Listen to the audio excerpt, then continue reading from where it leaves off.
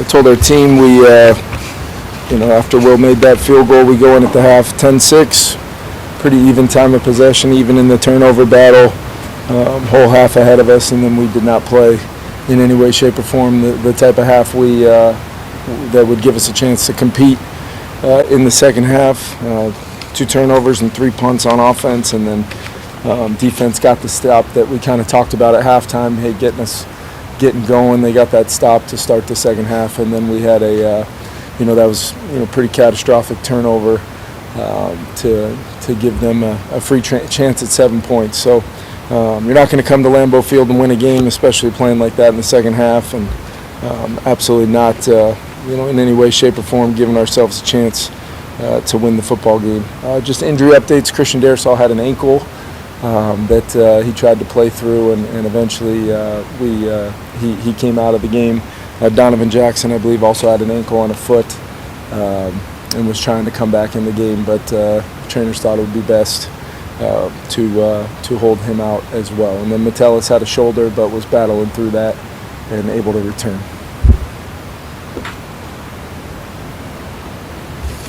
Turn it over to you guys.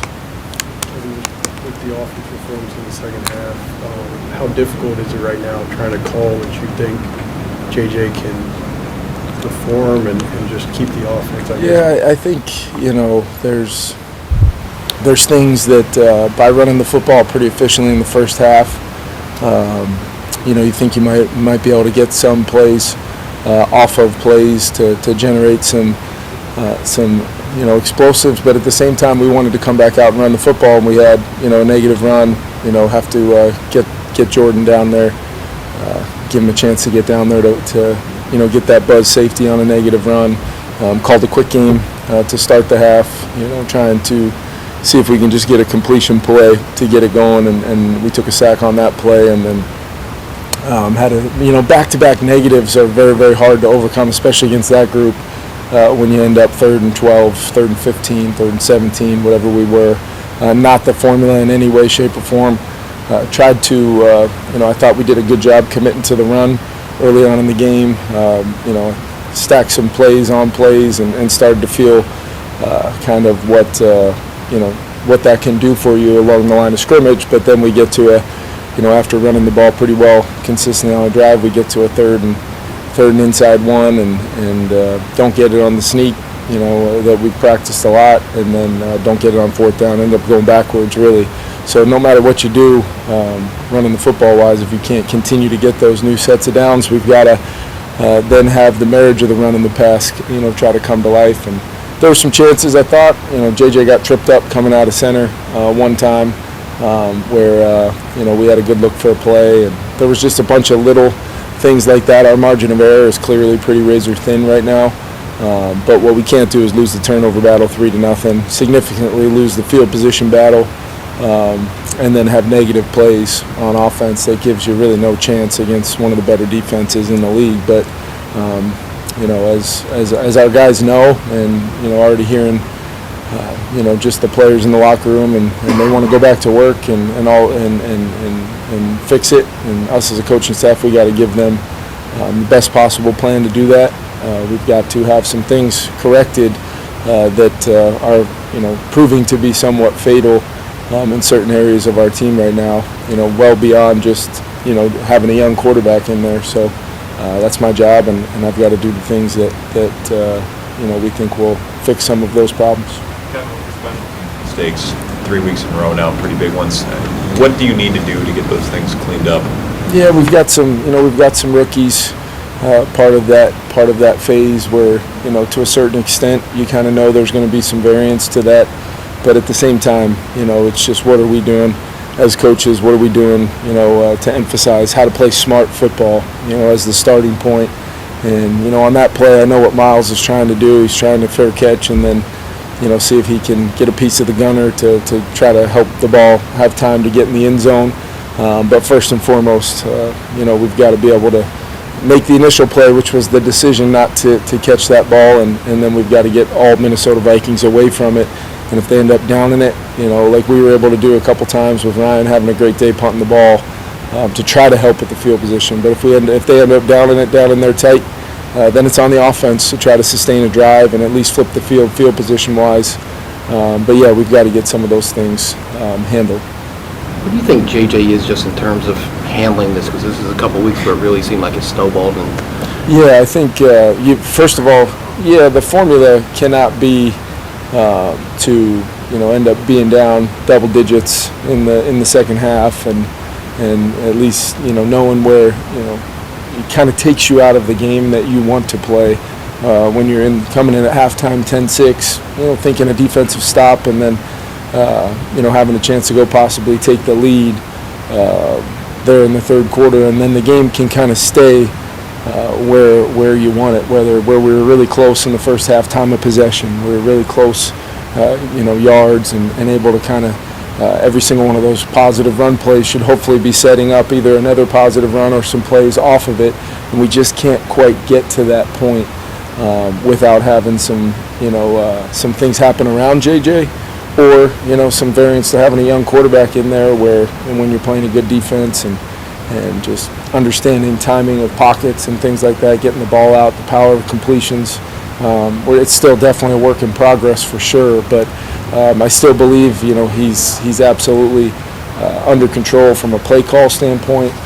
There's little things that happen, like a quarterback getting tripped up on a play pass where you might have a look at something, or just maybe the dialogue in the huddle, making sure all 11 are on the same page. There's little things that come up here and there that just continue to limit your chances of having ultimate success enough against a good defense to go put points on the board. But it is one of those things where I do believe wholeheartedly that it takes a drive or two of confidence building to truly cement kind of what we want to be as an offense. And moving the ball, running the ball is great, and got to play past to Justin early, and ended up kind of stalling out from there, where we call a pass on 1st and 10, and then kind of a run play on 2nd down with the chance to throw that run solution, and it's not really the look to do that. And early in the game, young quarterback maybe wants to try to get an easy completion, and we throw that ball. And it's just little things like that where I got to do a better job kind of eliminating some of those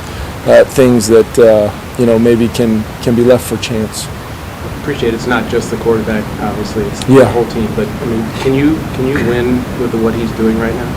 I think you can. I do believe that, but it does require, as a football team, not doing things that loses games, and a special teams turnover. I believe in 2 out of our last 3 games, and then ultimately, the defense is out there battling.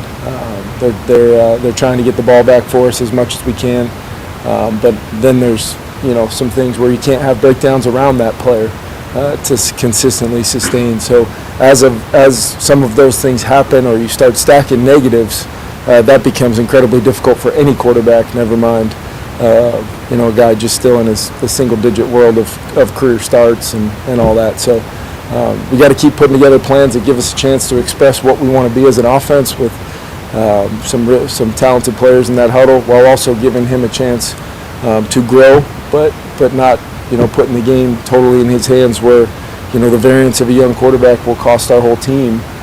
And I think there's a needle to thread there, and we got to just keep on building the foundation of playing the position, but also all 11 guys in that huddle doing their jobs, and then special teams has got to play the phase where I thought Will, unbelievable with those 2 field goals, and those are the types of plays where or drives where if you get points there, you're staying in the football game, staying in real football without having to go all pass, likely against a team with that kind of front. Were you surprised at just the amount of pressure they were generating up front?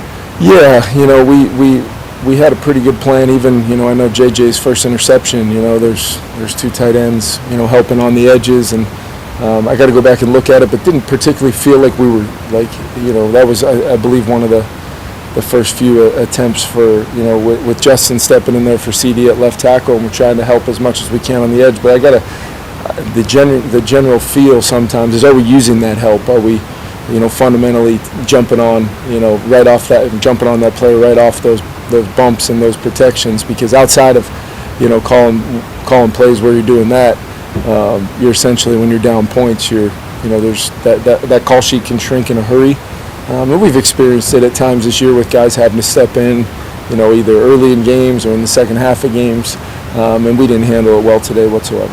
Kevin, Brian O'Neill was talking in the locker room about a need for urgency and guys just understanding what their job is on every single play. Yep. As you think about urgency for these players, where does that express itself to you that you need to see it? Well, I think it's a mix, right? I think we've seen examples of guys pressing, maybe to try to make a play here and there, or second and long, and we're just trying to put the ball in play, and we get a drop on a second and long play that creates, where hey, maybe you have a chance to make that third and manageable right there, and it's a guy trying to catch the ball and make a play and see if he can get more and more, and that's where you feel pressing at times. But then there's other times where it's got to be technique, it's got to be strain, it's got to be fundamentals, and the 11 guys in the huddle doing their jobs. No errors, you don't get chances for do-overs. So when those things turn into negatives, especially when your team needs to kind of sustain a drive, maybe we pick up the special teams after that turnover. I know the defense is going out on that field wanting to pick up everybody and say, hey, we're going to hold them out right here, and they punch it in. Big deal. Let's go take the ball and let's put a drive together and get right back to where we want to be in this game and just keep applying pressure to the opponent. But we can't allow that feeling to allow the execution and the detail and some of those things to slip. And that's not really referencing the quarterback in any way, shape, or form, but he's still an experienced guy that's building it up as he goes. And there's just too much bad football today, specifically in the second half, really second half only, that just didn't give us a chance whatsoever, Ben.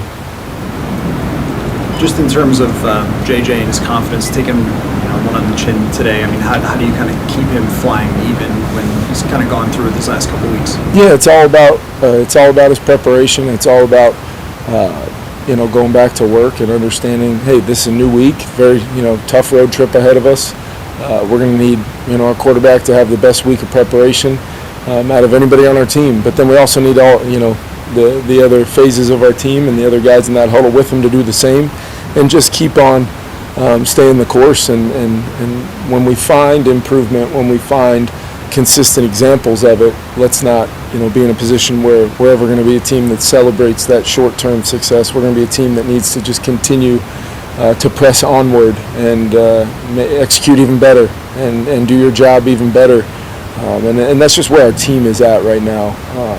I think that there is definite possibilities of within, when these guys watch the tape and when they see just how close things are to going totally one way or the other, and then when you eventually do have a loss of a half of 3 turnovers in a half, you really don't give yourself a chance whatsoever to win that game. But let's dive into it to a point where I told all of our players, grade sheets beside how I played, all those things, look at it as a collective football team and say, what more can I do? Where can I find those little edges for me to do my job at that elite level, which will only help the guy next to me and the guy under center.